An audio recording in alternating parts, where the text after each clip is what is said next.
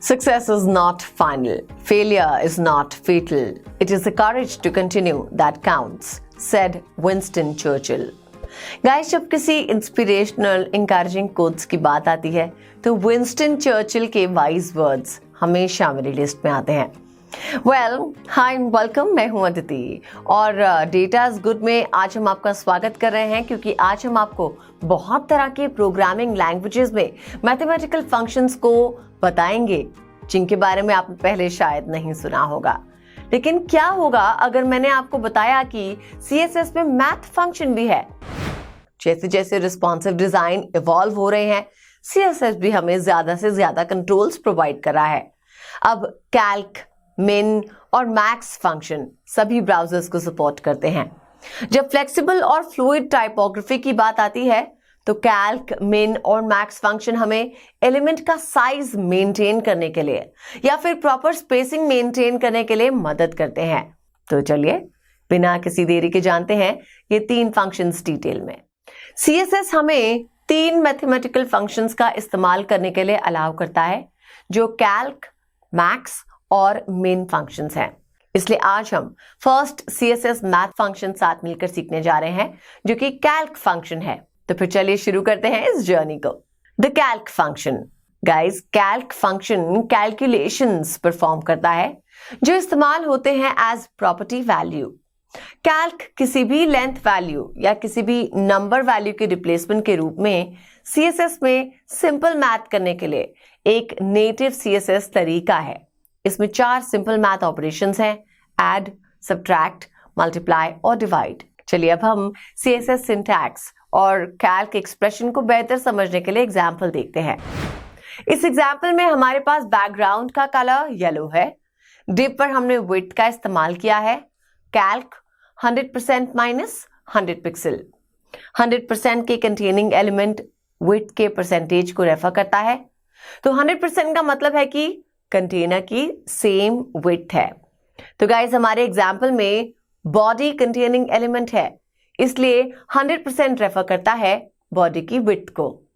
उस कैल्क से रेंडर्ड किए गए साइज पर अराइव होने के लिए 100 पिक्सल्स सब्ट्रैक्ट करने होंगे। सिंपल वर्ड्स में परसेंटेज ऑपरेटर विड्थ को कंटेनर ब्लॉक के परसेंटेज के रूप में डिफाइन करता है। सो एग्जाम्पल के लिए 100% पेज बॉडी का 100% है। डिव की पैडिंग, बॉर्डर और मार्जिन की विड्थ कम है। फिर कैलकुलेशन उसमें से एक और 100 पिक्सल सब्ट्रैक्ट कर देते हैं। तो guys, the calculated width respond करता है किसी भी कंटेनिंग एलिमेंट के विड्थ के चेंज में। अगर हम पेज को रीसाइज करते हैं तो आप उसके अकॉर्डिंगली डिव में भी चेंज देखेंगे। अब इसका आउटपुट देखें। चलिए अब हम ब्राउजर को रीसाइज करते हैं और जैसे कि आप देख सकते हैं हमारा डिव बिल्कुल सही तरीके से काम कर रहा है। तो इस तरह से हम कैल्क फंक्शन का इस्तेमाल कर सकते हैं। अब आते हैं हमारे दूसरे फंक्शन की तरफ जो है the max function. Max function comma separated values की लिस्ट से प्रॉपर्टी वैल्यू के रूप में सबसे बड़े वैल्यूज के इस्तेमाल करता है। अब हम इसका CSS सिंटैक्स देखें। CSS syntax max, value 1, value 2।